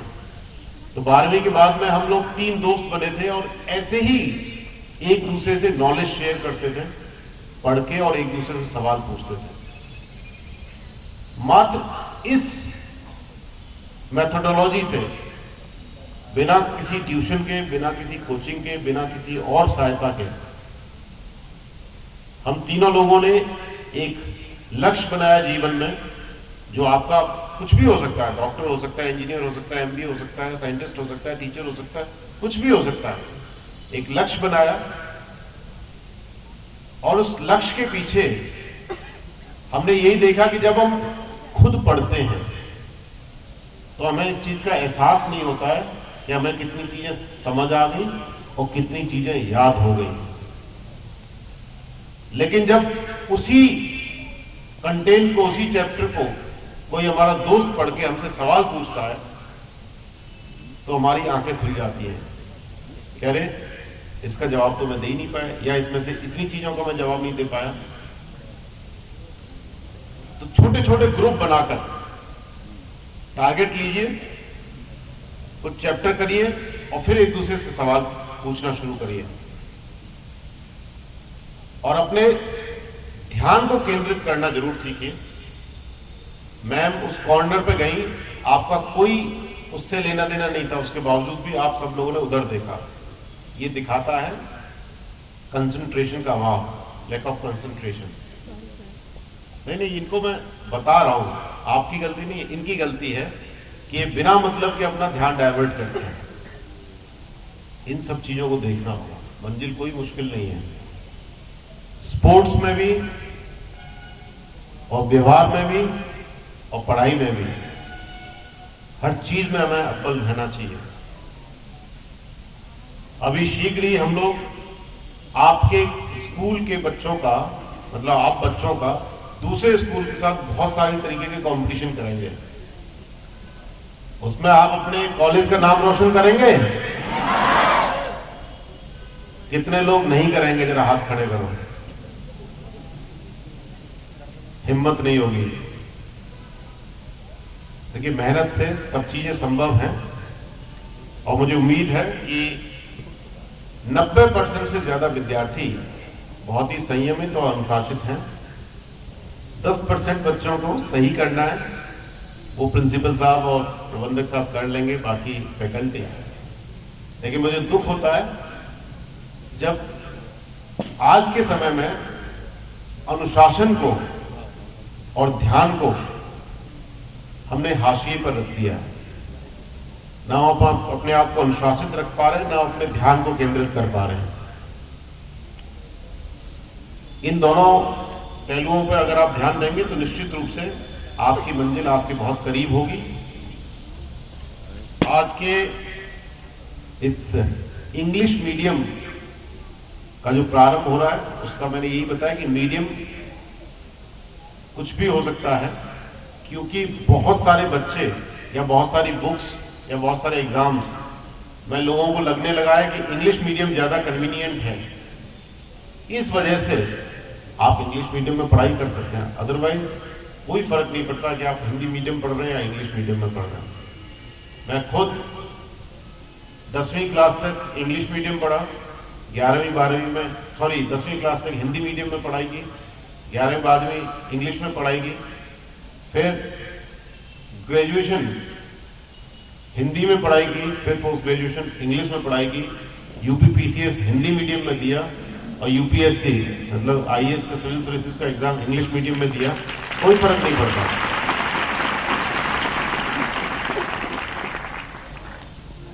पांचवी तक प्राइमरी स्कूल से पढ़े तो 8वीं तक ऐसे ही 2-3 कमरे का एक स्कूल था जिसमें फर्श भी नहीं था, उससे पढ़ाई के 9वीं 10वीं 11वीं 12वीं दिल्ली के एक अच्छे सरकारी स्कूल से की।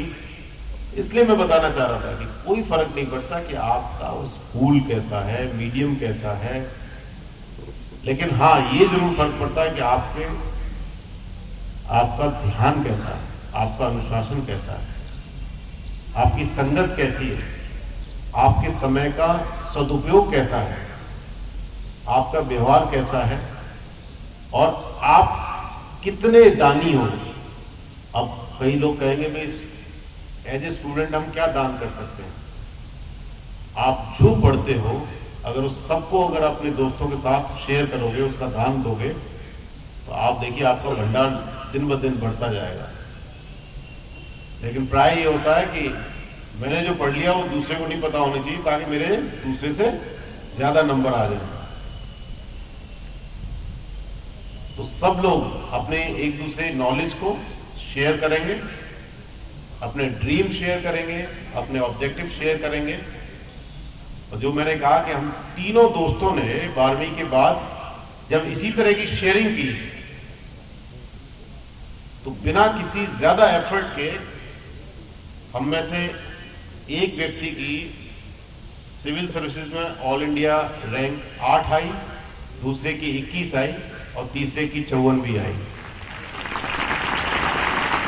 शेयरिंग में इतनी पावर है, इतना बड़ा टूल है, लेकिन अक्सर हम स्कूल स्टूडेंट के रूप में इसकी महत्वता को, इसकी इंपॉर्टेंस को नहीं समझ पाते। आज आपने गर्मी में बहुत देर तक संयम बनाए रखा और अपने समय का बहुत बड़ा दान दिया, लेकिन आप सोचिए श्री बनारसी दास जी और खैराती राम कौशिक जी के बारे में, जिन्होंने आपके भविष्य निर्माण के लिए 105 बीघे भूमि दान दी थी। आज लोग एक एक इंच के लिए लड़ाई लड़ते हैं, एक एक इंच जमीन के लिए लड़ाई लड़ते हैं, कई बार हथियार भी निकाल लेते हैं। और उन्होंने आने वाली पीढ़ी के भविष्य निर्माण के लिए इतनी बड़ी कुर्बानी, इतना बड़ा दान दिया। उनकी आत्मा को कष्ट होगा अगर हम उनके इस किए गए त्याग का पूरी तरीके से सदुपयोग नहीं करेंगे। बहुत समय कोविड की वजह से आपका प्रभावित हुआ, बड़ा ब्रेक लगाया आपके करियर में।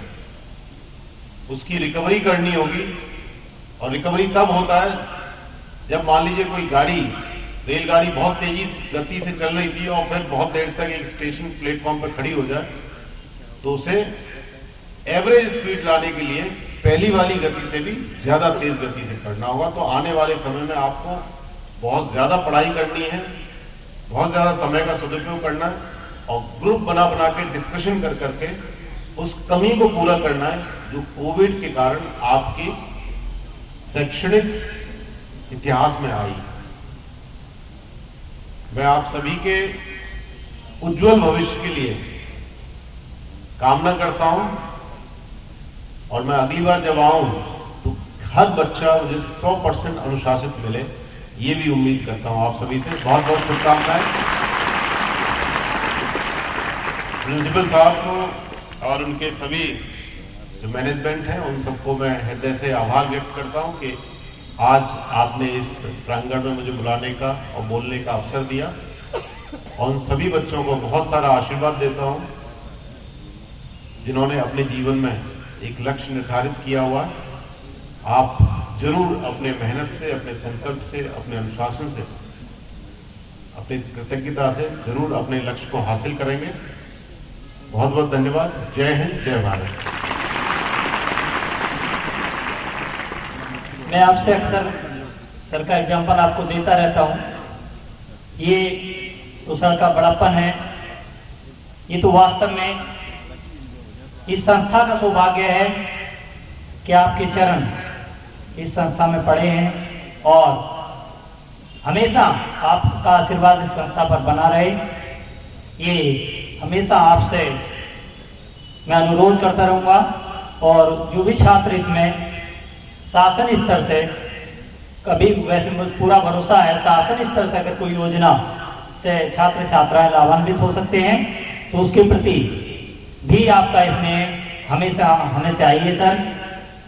और मैं आगे के लिए निपेंद्र कुमार भटनागर जी को आमंत्रित करता हूं। धन्यवाद सर। इस प्रोग्राम को अंतिम रूप देते हुए मैं कक्षा 12 की 2 छात्राओं और कक्षा 12 के 2 छात्रों को मंच पर आमंत्रित कर रहा हूं। उनको सांकेतिक रूप में, वैसे हम सभी बच्चों को सम्मान प्रतीक हमने दिए हैं, तो वो मंच पाए और हमारे मुख्य अतिथि महोदय से विनम्र अनुरोध आग्रह कि वो उनको वो सम्मान प्रतीक देकर इस विदाई समारोह को एक साकार रूप दें। चलो बेटा जल्दी। इसके बाद 3 छात्र जो एनसीसी सर्टिफिकेट जिन्होंने पास किया है, निशांत कुमार, शुभम कुमार, गोपाल, वो तेजी से मंच की ओर आए।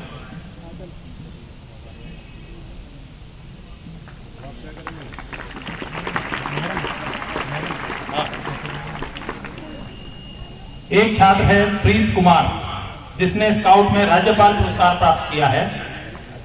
मेरा आग्रह है कि वो भी मंच पाए। प्रीत कुमार है, जल्दी आए, इसमें इतना धीमा स्टूडेंट लाइफ में राज्यपाल पुरस्कार लिया, तेज गति से आइए। हम चाहते हैं भविष्य में आपको राज्यपाल पुरस्कार के साथ साथ राष्ट्रपति पुरस्कार भी मिले। इस उपलब्धि के लिए अभी तक हमारे विद्यालय से 37 छात्र राज्यपाल स्काउट प्राइज पुरस्कार प्राप्त कर चुके हैं। इसके लिए हमारे स्काउट के इंचार्ज रामपुर लाल जी का बहुत बहुत धन्यवाद, बहुत बहुत अभिवादन। NCC incharge captain Balraj Singh का भी बहुत बहुत अभिनंदन, बहुत बहुत आभार। इसके बाद हमारे पास उपलब्ध हैं आज मुख्यमंत्री अभ्युदय योजना मेरठ मंडल से 2 छात्र हिमांशु और वैभव बंसल, जो निरंतर योजनाओं में सहयोग कर रहे हैं और आज भी उन्हीं के सहयोग से जो ये कार्यक्रम है इसका लाइव यूट्यूब प्रसारण हो रहा है। तो मेरा विशेष आग्रह है कि उनको भी सम्मान प्रति देकर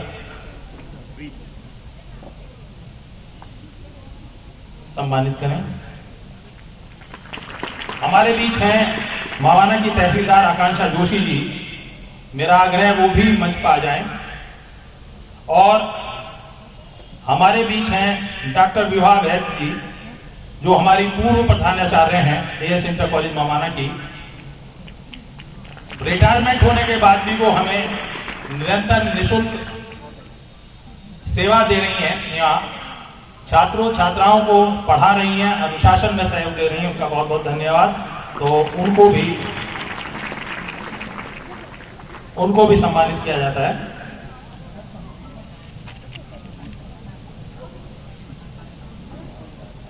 डॉक्टर विभा वैद्य जी।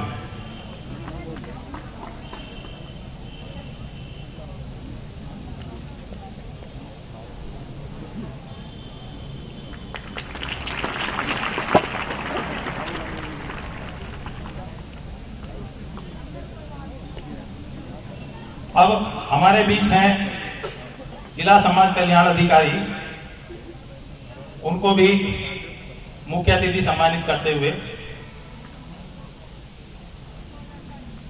मुख्य अतिथि और अन्य अतिथियों का बहुत बहुत हृदय की गहराइयों से आभार। अब मेरा आग्रह है हमारे पूर्व प्रबंधक आर्य कन्या इंटर कॉलेज के भी प्रबंधक प्रमुख समाज सेवी श्री अनुराग दुबे जी से, वो धन्यवाद ज्ञापित करें इस प्रोग्राम के लिए हमारे सभी अतिथियों।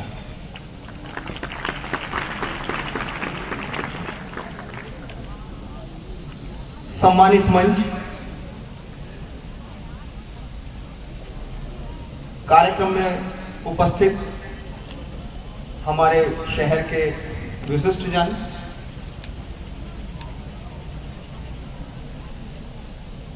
प्यारे बच्चों, ये हमारा सौभाग्य है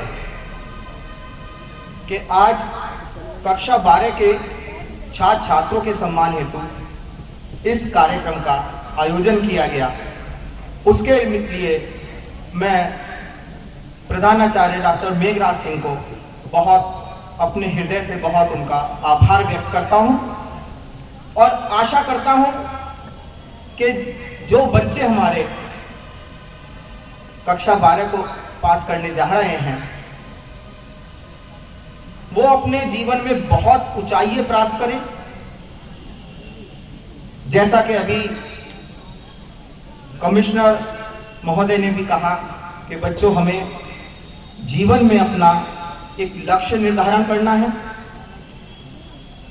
अनुशासन में रहना है, कड़ी मेहनत करनी है और इन सबके साथ साथ एक देशभक्ति जो हमारा पहला कर्तव्य है वो भी हमारे अंदर अवश्य होना चाहिए।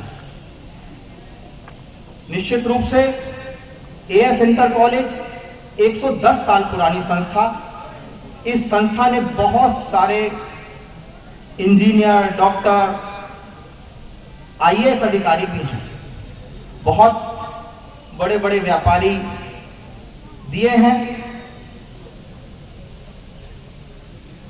बहुत अच्छी शिक्षा आपको यहां दी जाती है, बहुत अच्छा स्टाफ है हमारा। अभी छात्र छात्राएं को एजुकेशन है हमारे यहाँ, लेकिन अभी संस्था ने प्रयास किया है कि हम छात्राओं की और छात्रों की विंग जो है वो अगले सत्र से हम अलग अलग कर रहे हैं।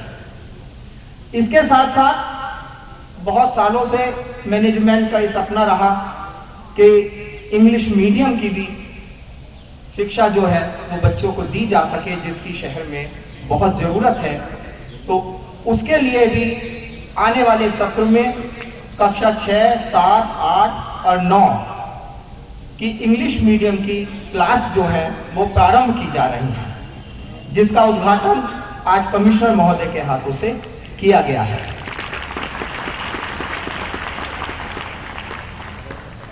इसके साथ साथ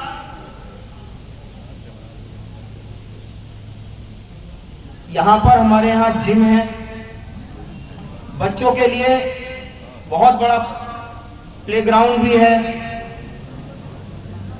और क्रिकेट की अकादमी भी यहां एक चलती है। आशा करते हैं कि भविष्य में हम बच्चों के लिए अगले सत्र से कैरियर गाइडेंस के लिए कक्षाएं और मोटिवेशनल कक्षाएं हम यहां प्रारंभ करेंगे। हमारे पूर्व प्रधानाचार्य भी यहाँ उपस्थित हैं, पूर्व अध्यापक गण भी उपस्थित हैं, उनका भी मैं आभार व्यक्त करता हूं। हमारे मंडलायुक्त श्री सुरेंद्र सिंह जी ने अपना बहुमूल्य समय दिया, उनका मैं कॉलेज परिवार की ओर से आभार व्यक्त करता हूं। हमारे विशिष्ट अतिथि के रूप में श्री शशांक चौधरी जी आईएएस मुख्य विकास अधिकारी जी भी यहाँ उपस्थित हैं। आपका भी मार्गदर्शन मिला, आपका भी मैं कॉलेज परिवार की ओर से आभार व्यक्त करता हूँ। डीएफओ श्री राजेश कुमार जी भी हमारे बीच उपस्थित हैं, उनका भी मैं कॉलेज परिवार की ओर से आभार व्यक्त करता हूँ। और हमारे संयुक्त शिक्षा निदेशक श्री ओमकार शुक्ल जी भी उपस्थित हैं, आपका भी यहाँ उपस्थिति रही, आपका भी मैं आभार व्यक्त करता हूँ। और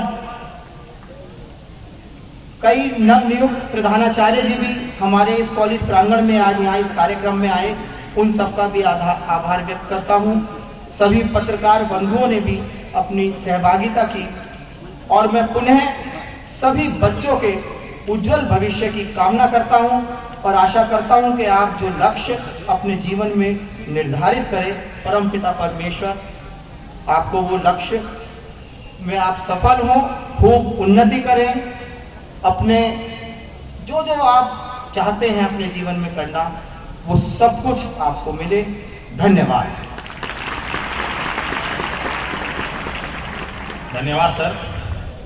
देखिए मौसम भी थोड़ा सा आपका साथ दे रहा है, हल्की सी धूप कम हुई है। प्रोग्राम बिल्कुल अंतिम अपने चरण पर आ चुका है। सांस्कृतिक प्रोग्राम में जो भाग ली गई छात्रा वो तेजी से मंच की तरफ आ जाएं, बहुत तेजी से। सांस्कृतिक प्रोग्राम में पार्ट लेने वाली जो छात्राएं हैं, आवाज नहीं, केवल तालियां। अगर आपको अपनी अभिव्यक्ति करनी है तो केवल तालियों से करें।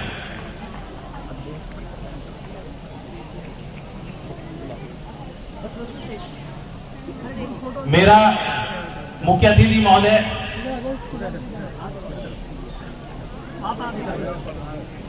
सीडीओ महोदय और प्रबंधक महोदय से अनुरोध है कि वो एक ग्रुप फोटो, एक यादगार फोटो हो जाए, जो क्योंकि इनमें बहुत सारी छात्राएं ऐसी हैं जो कक्षा 12 की हैं, वो शायद आगे किसी प्रोग्राम में हमारे साथ ना हो।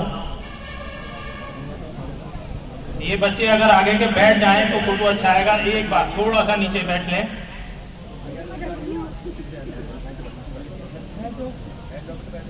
थोड़ा सा तेजी से।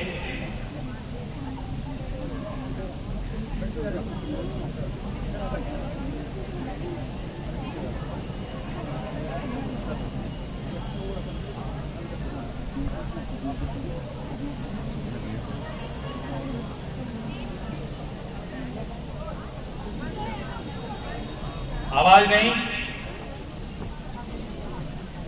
देखिए, मंच पर आकर के किसी भी कार्यक्रम में भाग लेना हर एक छात्र या छात्रा के लिए इतना सरल नहीं है। तो इनको मेरा अपने स्टाफ के मेंबर्स से अनुरोध है कि वो मंच की ओर आ जाएं। एक अतिथियों के साथ ग्रुप फोटो होना है, तो मेरा सभी साथियों से, साथ ही जितनी भी शिक्षक शिक्षिकाएं हैं उनसे अनुरोध वो तेजी से मंच की ओर आ जाएं। एक स्टाफ का ग्रुप फोटो होना है। हम चाहते हैं कि जो इतने अनुभवी और ऐसे जो हमें अतिथि प्राप्त हुए हैं उनकी यादगार हमारे साथ रहे, तो एक ग्रुप फोटो के लिए बहुत तेजी से स्टाफ आ जाए। देखिए बच्चों, अब आपको लग रहा होगा कि केवल 1 या 2 मिनट का हमारा काम है, यहाँ पर प्रोग्राम समाप्त होगा फिर, तो थोड़ा सा और शांति बनाए रखें।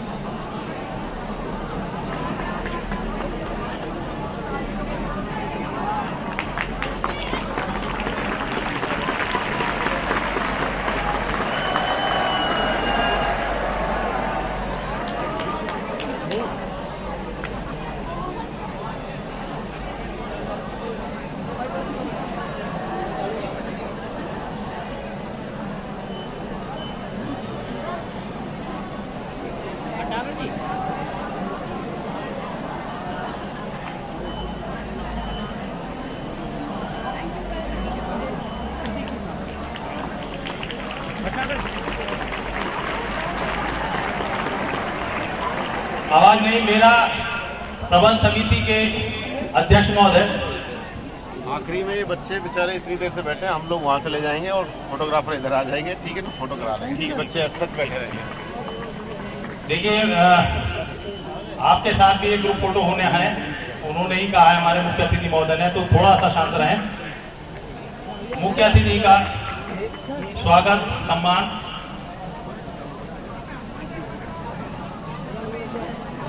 आपने हमें इतना मूल्य समय दिया अपना, उसके लिए बहुत बहुत धन्यवाद। अब मेरा देखिए, अब आपके साथ ग्रुप फोटो होने जा रहा है बच्चों, तो थोड़ा सा शांत रहेंगे और अपनी जगह बैठे रहेंगे, कोई भी उठेगा नहीं। ये फोटोग्राफर का काम है, वो आपको कैसे समाहित करेगा इस एक फोटो में।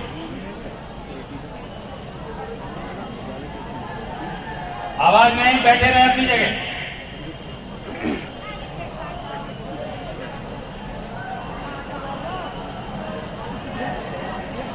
आवाज देखिए, अब आप अनुशासन इनका ना करें।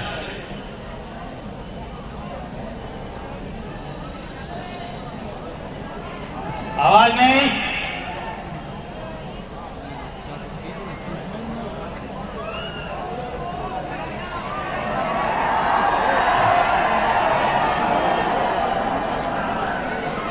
देखिए, अपनी जगह पर ही बने रहें, आगे आने का प्रयास ना करें, वरना व्यवस्था हो जाएगी।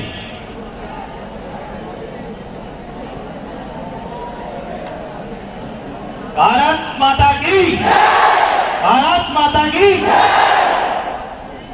अब छात्रों छात्राओं से अनुरोध वो अपनी जगह बैठ जाएं। हमारे अतिथि वृक्षारोपण के लिए जा रहे हैं।